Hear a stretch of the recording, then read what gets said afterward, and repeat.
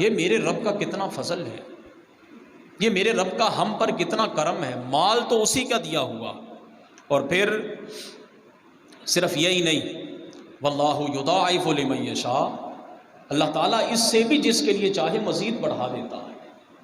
اب ایک بندے کے پاس ہو ہی خرچ کرنے کے لیے 100 روپیہ، اور ایک بندے کے پاس لاکھوں روپیہ ہو، وہ بندہ لاکھ میں سے 100 خرچ کر رہا ہے، اس کا کل سرمایہ ہی 100 ہے، یہ 100 کا 100 خرچ کر رہا ہے۔ اب ظاہر ہے دونوں برابر تو نہیں ہو سکتے، دونوں برابر تو نہیں ہو سکتے۔ میرا رب فرماتا ہے واللہ یضاعف لمن یشاء، میرا رب بڑھا بھی دیتا ہے جس کے لیے چاہتا ہے۔ واللہ واسع علیم، اور اللہ وسعت والا، بڑے علم والا ہے۔ اور پھر اس کے ساتھ ساتھ ہمارے ہاں ایسا بھی ہوتا ہے، ہم دینے والے کو، مانگنے والے کو دے بھی دے دیتے ہیں، اور دینے کے بعد 4 باتیں بھی سنا دیتے ہیں۔ اکثر میں ایک جملہ عرض کیا کرتا ہوں کہ جب کوئی شخص مانگنے کے لیے آئے، اولاً تو ہمارے ہاں جو رواج ہو گیا، ہر بندہ مانگنے والا ہے، ہر بندہ اب فقیر بنا ہوا ہے کہ اصل جو محتاج اور حقدار ہیں ان تک وہ حق نہیں پہنچ رہا، اور یہ روٹین میں گلیوں میں پھرنے والے حضرات وہ ان لوگوں کا حق مار کر تو لے جاتے ہیں۔ اب ہمارے ہاں کوئی صاحب مانگنے کے لیے آیا، ہم نے اس کو دے بھی دیا، دینے کے بعد پھر اس کو 4 باتیں بھی سنا دی، تو پھر یاد رکھیے گا اس دینے کا فائدہ نہیں ہے۔ قرآن کریم میں میرا رب واضح طور پر فرما رہا ہے، نمبر 1۔ نمبر 2، کوئی ایسا شخص جس کو ہم جانتے ہیں جو واقعی مستحق بھی ہے، محتاج بھی ہے، ہمارا رشتہ دار ہو، ہمارا دوست ہو، ہمارا جاننے والا ہو، وہ ہمارے پاس بطور سائل آ گیا، ہم نے اس کی حاجت روائی کر دی، حاجت روائی کرنے کے بعد پھر ایک وقت آیا کہ وہ کسی بھی معاملے میں ہمارے خلاف جا رہا ہے، یا جو بات ہم نے اسے کہی وہ ہماری بات نہیں مان رہا۔ اب یہ دینے والا شخص ایک عرصے کے بعد اس پر طعن و تشنیع کرتا ہے، اور اس پر کیے ہوئے وہ سابقہ سارے احسانات یاد دلا کر وہ احسانات جتلا رہا ہے۔ پھر ایسے حضرات کے بارے میں میرا رب فرماتا ہے الذین ينفقون اموالهم فی سبیل اللہ،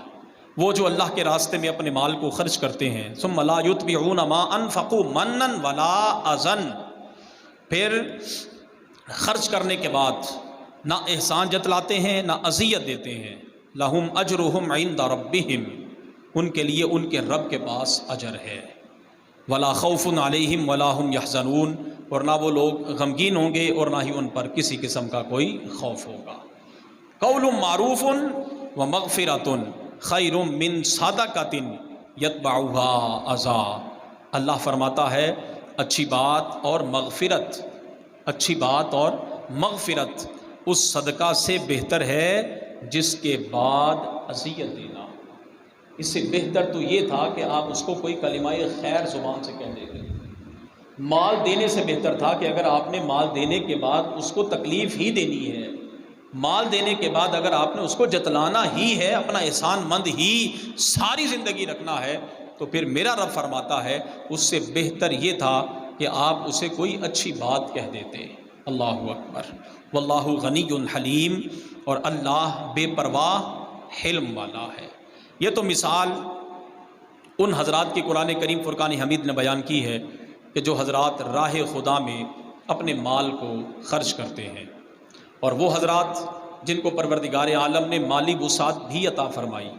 لیکن اس کے باوجود وہ اپنے مال سے نہ تو صدقہ نکالیں، نہ اپنے مال سے زکوٰۃ نکالیں، نہ راہ خدا میں کچھ بھی خرچ کریں، ان لوگوں کے بارے میں میرا رب فرماتا ہے والذین یکنزون الذھب والفضة، جو لوگ سونا اور چاندی جمع کرتے ہیں، ولا ينفقونها فی سبیل اللہ، اور اسے اللہ کی راہ میں خرچ نہیں کرتے، فبشرہم بعذاب علیم، انہیں دردناک عذاب کی خوشخبری سنا دو۔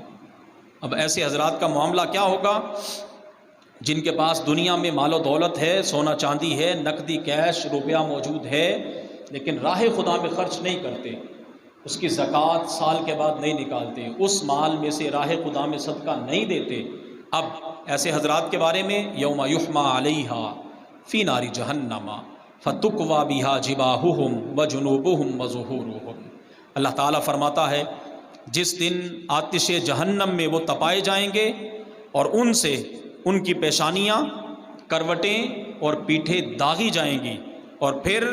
ھذا ما کنزتم لانفسکم فذوقوا ما کنتم تکنزون، ان سے کہا جائے گا یہ ہے وہ جو تم نے اپنے نفس کے لیے جمع کیا تھا، اب چکھو جو تم جمع کیا کرتے تھے۔ ایک ایسا بندہ جس کے پاس سونا چاندی موجود ہے، ایک ایسا بندہ جس کے پاس مال و دولت موجود ہے، سال گزرنے کے باوجود وہ اس کی زکوٰۃ ادا نہیں کرتا،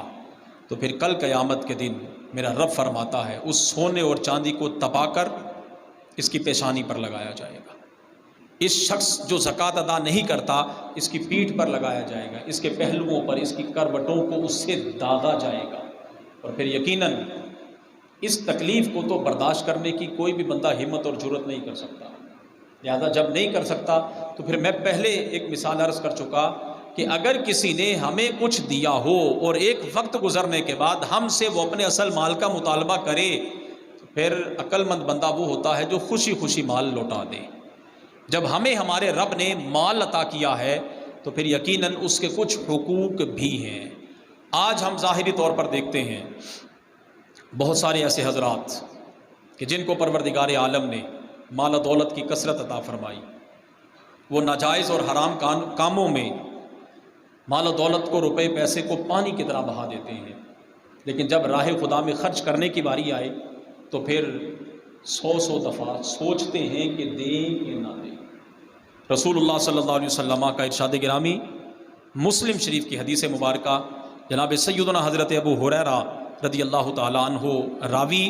میرے اور آپ کے کریم آقا صلی اللہ علیہ وسلم نے ارشاد فرمایا، بڑی توجہ طلب حدیث، جو شخص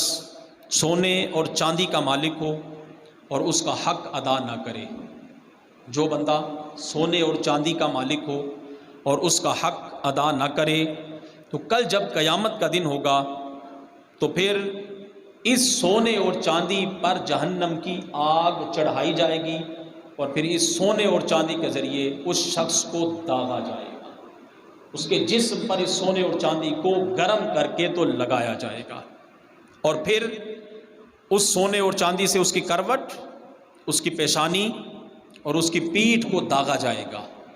جب یہ سونا اور چاندی ٹھنڈا ہونے پر آئے گا، میرے کریم آقا صلی اللہ علیہ وسلم کا ارشاد گرامی آپ فرماتے ہیں دوبارہ پھر اسے گرم کیا جائے گا، اور اس کے ساتھ یہی معاملہ بار بار کیا جاتا رہے گا، یہاں تک کہ لوگ حساب و کتاب سے فارغ ہو جائیں، اور پھر اس بندے نے جنت میں جانا ہو تو اس کا فیصلہ ہو، جہنم میں جانا ہو تو اس کا فیصلہ ہو۔ نمبر ایک، جس کے پاس سونا اور چاندی۔ نمبر دو، رسول اللہ صلی اللہ علیہ وسلم کا ارشاد گرامی، جس شخص کے پاس اونٹ ہوں اور وہ اونٹوں کا حق ادا نہ کرے، مراد اس سے زکوٰۃ ادا نہ کرے، اونٹوں کی زکوٰۃ ادا نہ کرے، رسول اللہ صلی اللہ علیہ وسلم نے ارشاد فرمایا قیامت کے دن اس مالک کو ہموار میدان میں لٹا دیا جائے گا، اور پھر وہ اونٹ جن کا یہ مالک تھا ان کو ایک قطار بنا کر ایک طرف سے لایا جائے گا، اور وہ اونٹ اپنے پاؤں کے ساتھ اس کو رونگتے ہوئے آگے چلے جائیں گے۔ اس انداز میں اس شخص کو عذاب کے اندر مبتلا کیا جائے گا، اور بار بار یہ معاملہ اس کے ساتھ ہوتا رہے گا۔ نمبر تین، رسول اللہ صلی اللہ علیہ وسلم نے ارشاد فرمایا جو بندہ بکریوں کا مالک ہو اور وہ بکریوں کی زکوٰۃ ادا نہ کرے، ایسے شخص کو بھی ایک ہموار میدان میں لٹایا جائے گا، اور رسول اللہ صلی اللہ علیہ وسلم نے ارشاد فرمایا وہ ساری بکریاں جن کا یہ دنیا میں مالک تھا اور ان کا حق ادا نہیں کرتا تھا، ان بکریوں میں سے زکوٰۃ ادا نہیں کرتا تھا، اب وہ ساری کی ساری بکریاں اللہ تعالیٰ ان کے سینگ پیدا فرمائے گا، اور میرے کریم آقا صلی اللہ علیہ وسلم نے ارشاد فرمایا ان کے سینگ نہ ٹوٹے ہوئے ہوں گے نہ مڑے ہوئے ہوں گے، بالکل سیدھے سینگ ہوں گے، اور وہ بکریاں اس شخص کے اوپر آ کر اپنے کھروں سے بھی اس کو ماریں گی اور اپنے سینگوں کے ساتھ بھی اس کو کچھ لیں گی۔ اب آپ اندازہ لگائیے، اسی طرح رسول اللہ صلی اللہ علیہ وسلم نے اونٹ، گائے اور بکریوں وغیرہ کی زکوٰۃ نہ دینے والوں کے بارے میں بھی ارشاد فرمایا ہے۔ اب اگر تو ہم یہ تکلیف برداشت کر سکتے ہیں، پھر تو فبیہا، ہم اپنے مال کو دیگر دائیں بائیں ناجائز کاموں میں چاہے خرچ کرتے رہیں، لیکن اگر ہم اس سزا کو برداشت نہیں کر سکتے اور یقیناً نہیں کر سکتے تو پھر ہمیں آج سوچنا چاہیے کہ پروردگار عالم نے جس شخص کو جتنا مال دیا ہے وہ بندہ اپنے اس سارے مال کا حساب لگا کر تو پھر دیکھے کہ آیا اس پر زکوٰۃ فرض ہے یا نہیں ہے۔